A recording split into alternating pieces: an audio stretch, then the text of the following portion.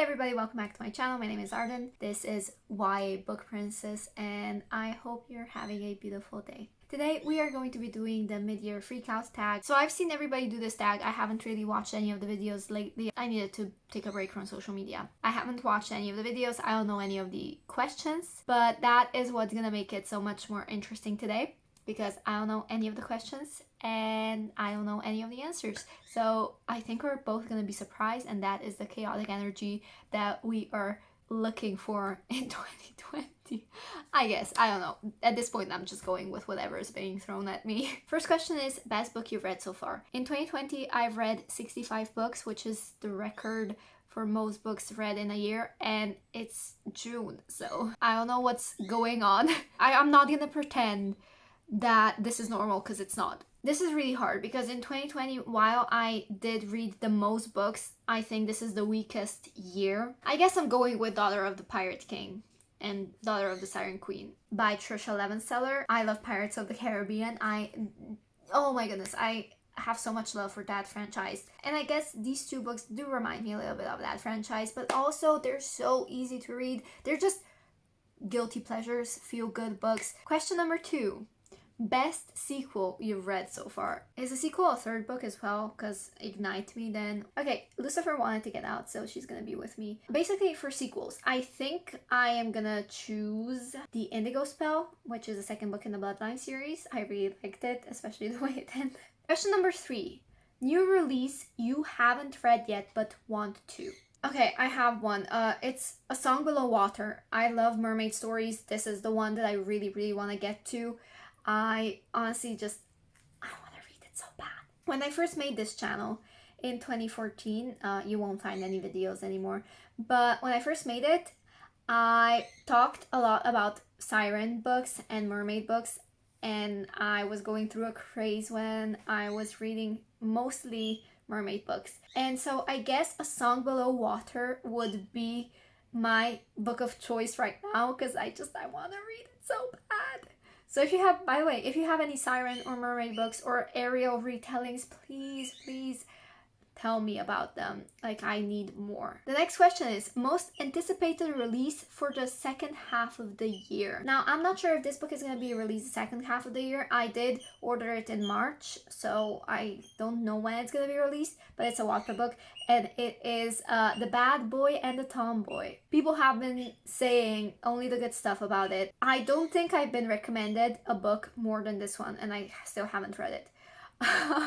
So yeah, I'm so excited to have it on my pre-order list and, you know, to get it soon. Number 5 is biggest disappointment. I guess in order to be disappointed, you have to have really high expectations. And for me, I've had really high expectations for this book because I've been really craving romance lately, and when you'll get a June wrap-up, you'll see how much romance I've read. But this book is Stuck Up Suit. It ended up being a 2-star read. Stuck Up Suit is about this girl who goes on a train, you know, to work and to home, blah blah. And on this train, there's this guy in a suit, and he is talking on the phone, and he's like really mean and stuff. When he's getting off the train, he accidentally kind of drops his phone, and she finds it, and then she kind of wants to return it to him, but he doesn't want to see her in his office or whatever. And so I don't know, it's just, this book is a mess. Basically, she takes a picture of her ass, her boobs, and her legs to show him what he's missing because he doesn't want to see her, blah blah.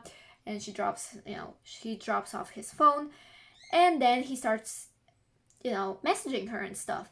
And it's like an insta love, but the main character is really stupid. She keeps dyeing the tips of her hair different colors, and the bad encounter with this guy just makes her do a rash thing, like get her tongue pierced for some reason. And she's like, she's really into expressing herself through, you know, her appearance and stuff. Yeah, then we have this guy. I like him the most. Like, for a guy who's a dick, he is really okay, the smartest character in this book. But basically, this book has a plot twist, and it's a stupid plot twist. And then this book also has a stupid other female character that is just bitchy and just mean and stuff. And I hated this book. I hated it. I don't know. I expected to get into it and get some romance. But in the end, the romance wasn't even like a thing, I guess. I mean, it was, but it was just like purely physical. It wasn't even romance, and I hated the main character, and I hated the female main character, and I hated the other female character, and I've hated just everything about it. It was so stupid, and I don't like the overplayed narrative of a jealous ex-girlfriend stopping at nothing in order to ruin, you know, their ex's relationship to get back together with her. And I don't like it. I just don't like vicious female characters. They piss me off. This book just pisses me off. I hated it with a passion. Question number 6 is biggest surprise. For the biggest surprise, I would have to choose The Girl from the Well by Rin Chupeco. I hate The Ring in the sense that I love it. It's the best horror movie of all time. It's the scariest for me. And I don't like The Grudge because it's also scary, but you know, the storyline is cool. The Girl from the Well is a mix between the two, and I really enjoyed the Japanese legends, I guess, and I enjoyed Rin Chupeco's writing. I really enjoyed the overall story, and then I enjoyed the second book, which is The Suffering. I will definitely be reading more of Rin Chupeco's books. And so yeah, this is the biggest surprise because I wasn't expecting to read it. But one day I just saw it and I thought to myself, okay, let's get into this. This sounds interesting. Let's do it. And I was like, oh my gosh, why have I been sitting on this for so long? Question number 7 is favorite new author, debut, or new to you? This author I've discovered 9 days ago, and I've already read 5 of her books. I'm assuming it's a she. That author is R.S. Gray. The book that started off everything is Dr. Dearest by R.S. Gray, and then I read The Fortunate Ones, Hotshot Dog, Not So Nice Guy, Anything You Can Do by R.S. Gray. Listen, R.S. Gray writes romance books that are like guilty pleasure, that have enemies to lovers trope most often than not, and I consumed an unhealthy amount of her books in such a small time, and yet I want more. Like, I just need more. And while I think the only book that I rated 4 stars is Dr. Dearest, the rest I rated 3 stars, I still like them and I would still like to reread them at some point in time. So R.S. Gray is my new favorite author and I can't wait to buy her books. Even if I rated them 3 stars, I genuinely want more of them. Number 8 is newest fictional crush. I haven't really read that many books this year that would give me a fictional crush. Oh, okay. Adrian from Bloodline series, I guess. Yeah, I'm choosing him. Adrian is my baby from the Bloodline series. Like, honestly, I love him so much. He is my favorite. Number 9, newest favorite character. Okay, newest. I guess this is like the last favorite character. Yeah, I don't really have favorites. I guess Neville Longbottom. I love him. His story is and character development are phenomenal. Question number 10. Book that made you cry. Let me name all the books that made me cry, because yeah, I cry a lot. So this is from most recent to the opposite of most recent. If I Stay, We Were Liars made me cry. Narnia made me cry. Harry Potter made me cry. Forget Me Not, Columbine, and A Mother's Reckoning made me cry. The Strange and Beautiful Sorrows of Ava Lavender. Okay, and I think these are all the books that made me cry this year. I might be missing some. Question number 11. Book that made you happy. I'm looking for a wholesome read that I haven't yet mentioned. A book that made me happy. Happy, what is happiness? A book that made me happy. Okay.